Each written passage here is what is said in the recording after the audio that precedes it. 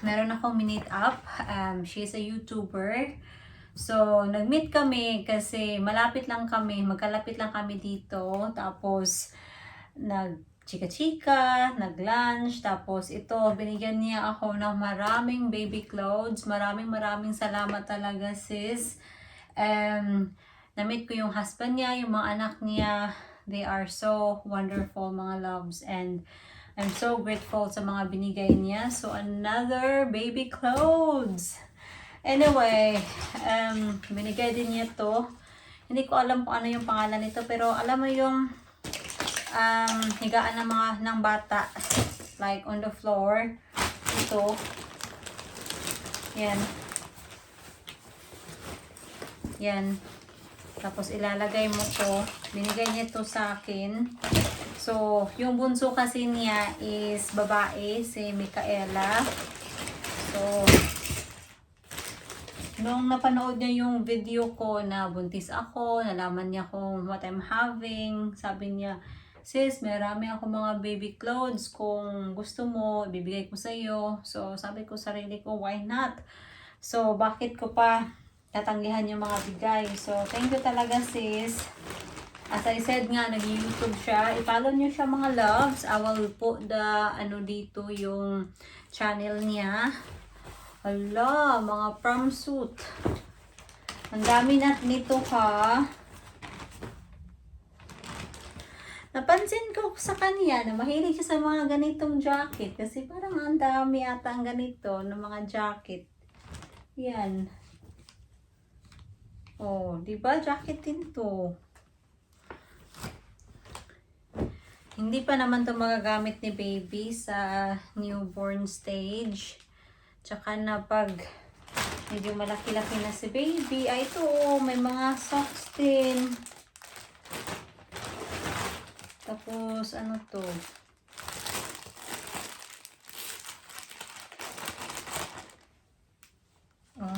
Ito, parang pang newborn to. Ito, dito. Yeah, may mga hats nga. Oh, wow. Thank you. Ang dami ko na mga hats, mga loves. Yeah, I don't know if masusuot ba lahat ni baby. Yun yung sabi ni Jan. I think I got more than 20 hats already, plus this one. But I am grateful.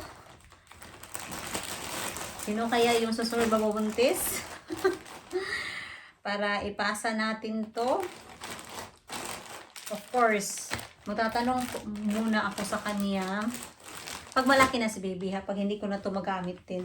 Of course, yung mga bigay na mga kaibigan ko, mga family ko, mga colleagues, tatanungin ko rin sila kung pwede ko bang ipasa sa iba na kakilala ko na buntis.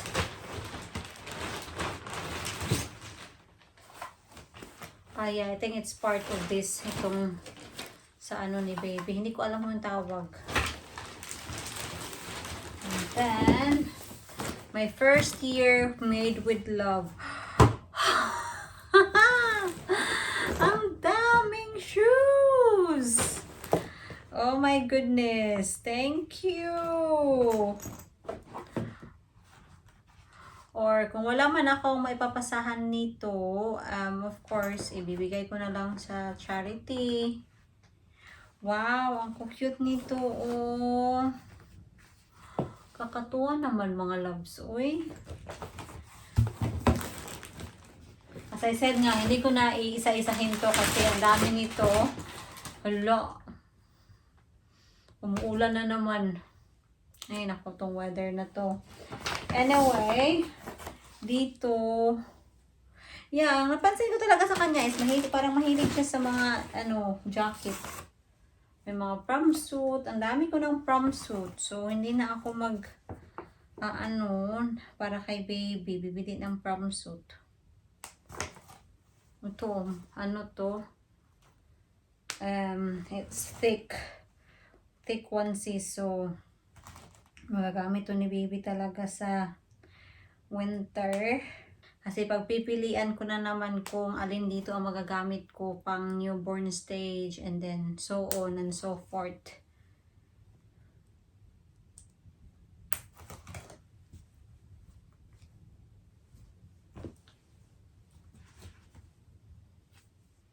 Cute. Uy. Thank you talaga, sis.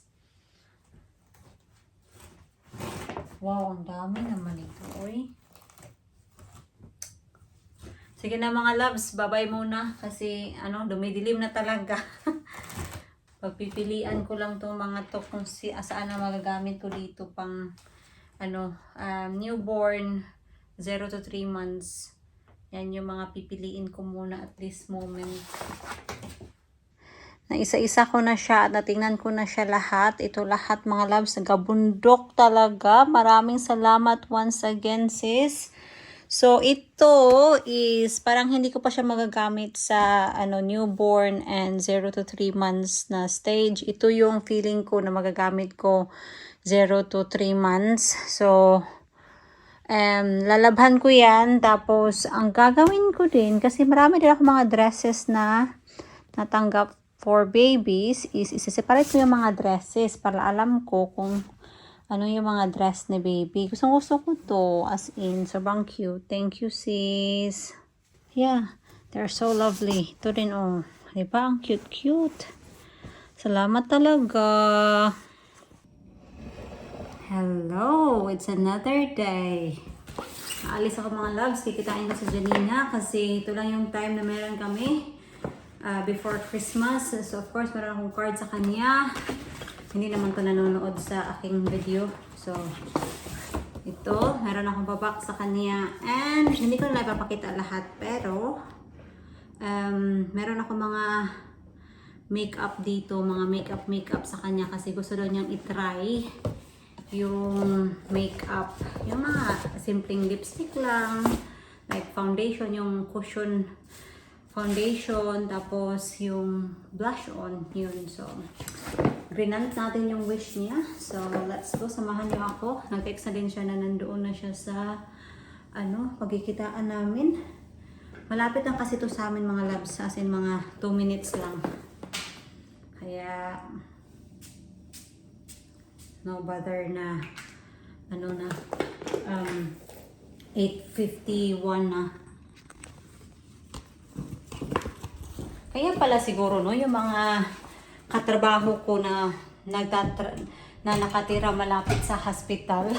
They're like on time talaga ba? Ikaw na malayo.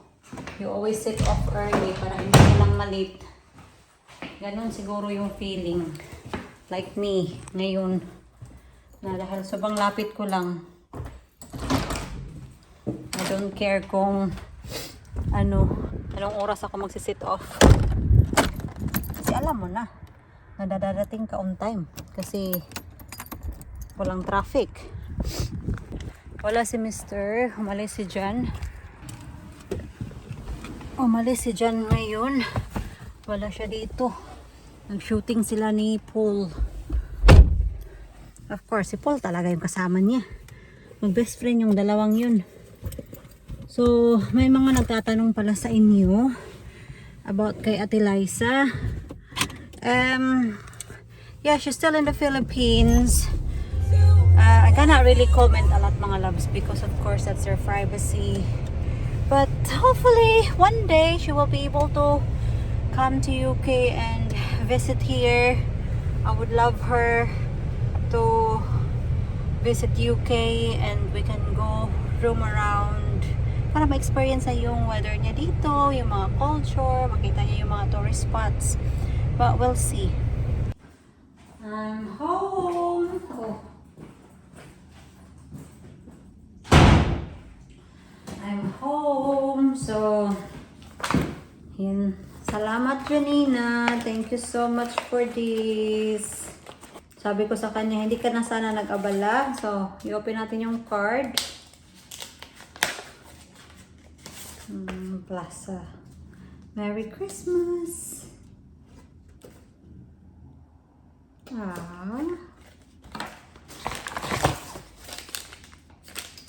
Ano to? Parang tsokolate ata to. Si Janina parang gusto niya ata akong tumaba palalo.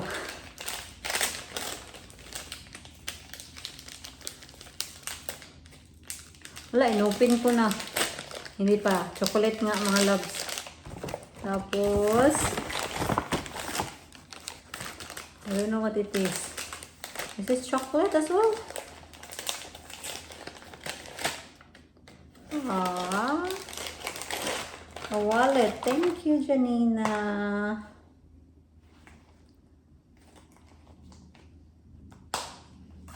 This is nice.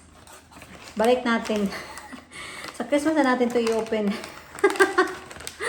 Christmas na i-open pero na-open na 2 weeks before Christmas. Ay, nako. At least meron tayong mga, ano ba, regalo sa ilalim ng Christmas tree.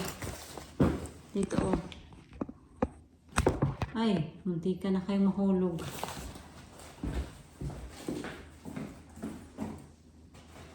Halos, ito mga to mga lang, sa katrabaho ko din to. Which is, I'm thankful. Thank you so much talaga. Meron na naman ako mga, ano din, mga maliliit na regalo para sa mga katrabaho ko. Kaso nga lang, hindi pa dumadating yung iba. Kaya, probably, mabibigay ko sa kanila mga, ano pa siguro, yung last day ko kasi trabaho, the 23rd of December. And then, I'm off Christmas Eve. Off kami Christmas and Boxing Day. So, yeah. We'll see kung kailan yun dadating yung mga package natin para makompleto na yung mga ipamigay natin sa katrabaho at kaibigan natin. Straight in tayo ngayon sa car park. Hindi na tayo naghintay para makahanap ng parking space kasi today is Sunday and it's raining. Lord. So kahapon pala nag-meet kami 'di ba ni Janina and she gave me gifts and yeah, it's nice kasi si Janina, nakilala ko si Janina nung natatrabaho pa ako as a caregiver. She taught me a lot during my early years of being a carer, learning the job, and also kasi medyo baguhan pa rin ako at that time sa UK. So, she educated me through life ba. So, parang si Janina, parang siya talaga yung naging mom ko dito sa UK. Which is until now, we still keep in touch. So, sabi niya sa akin nga, ano daw yung gusto ko sa Christmas ko. Sabi ko, parang wala. Kasi, gusto ko lang is safe na panganganak, healthy baby, and yeah, the best Christmas gift that I am having is this baby here in my belly. And yeah, sobrang likot na niya mga loves, pura buyag-buyag. Uy, anong pura buyag sa Tagalog? But yeah, malikot siya, and yeah, it's nice to feel her kicking and wriggling in there. So, nafe-feel mo talaga ba na hindi ka alone? So, yan yung Christmas gift ko na safe and healthy kaming dalawa. Ilayo kami sa sakit. Simple lang. But I am in so much peace and joy.